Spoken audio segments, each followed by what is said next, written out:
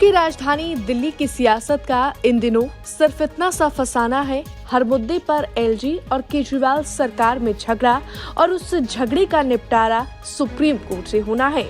और ऐसा हम इसलिए कह रहे हैं कि बीते 6 महीने में आप कोई भी मामला उठाकर देख लीजिए, शायद ही ऐसा कोई मामला हो जो सुप्रीम कोर्ट तक ना पहुंचा हो। और अब तो शायद सुप्रीम कोर्ट भी इस झगड़े से ऊब चुका है। इसीलिए सुप्रीम कोर्ट ने दिल्ली सरकार को चेतावनी दी है, साथ ही भारी जुर्माना लगाने की वार्निंग भी दे दी है। सुप्रीम कोर्ट ने दिल्ली सरकार को चेतावनी दी है कि अगर उसकी तरफ से कोर्ट को गुमराह किया गया तो उस पर भारी जुर्माना लगाया जाएगा।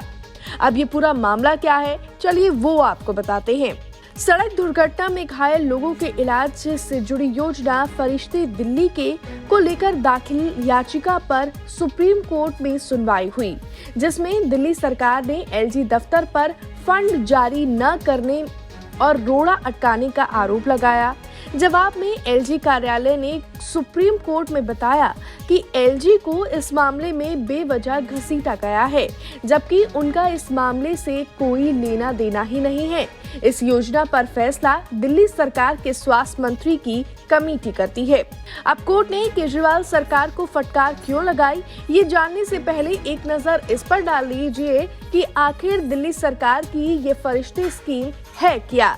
दरअसल दिल्ली सरकार की इस योजना के तहत कोई भी शख्स अगर सड़क हादसे में घायल होता है तो उसे निजी अस्पताल में इलाज की सुविधा मिलती है।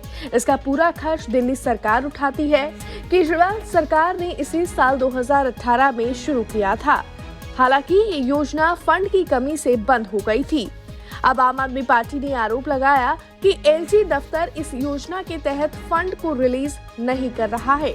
इतना ही नहीं, आम आदमी पार्टी ने सुप्रीम कोर्ट में जनहित याचिका दायर कर योजना को फिर से शुरू करवाने की मांग की थी। और दिल्ली सरकार की इस याचिका पर सुप्रीम कोर्ट ने एलजी वीके सक्सेना और स्वास्थ्य सचिव को नोटिस जारी कर जवाब मांगा था।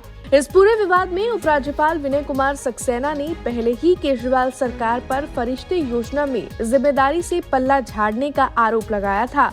वीके सक्सेना ने कहा था कि दिल्ली सरकार अपनी विफलताओं के लिए दूसरों को दोषी ठहरा रही है।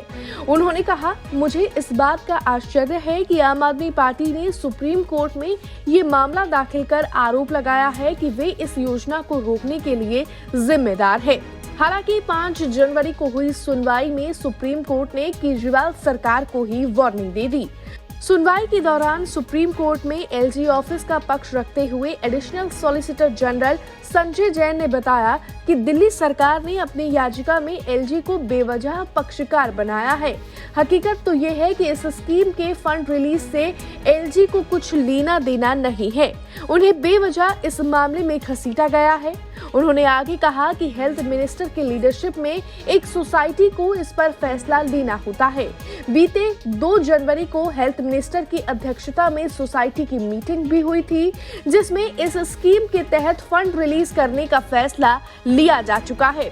अब एलजी दफ्तर का पक्ष सुनने के बाद सुप्रीम कोर्ट ने additional solicitor general Sanjay Jain से कहा कि वो इस बारे में 2 हफ्ते में हलफनामा दायर करें कि एलजी दफ्तर का इस मामले से कोई लेना देना नहीं है। अगर ये बात सही पाई जाती है तो हम दिल्ली सरकार पर इस याचिका को दाखिल करने के लिए भारी जुर्माना लगाएंगे। हालांकि अब देखना होगा कि एलजी दफ्तर से हलफनामे में क्या कुछ निकलकर सामने आता है और इस पर केजरीवाल सरकार किस तरह से रिएक्ट करती है। ब्यूरो रिपोर्ट, दिल्ली तक।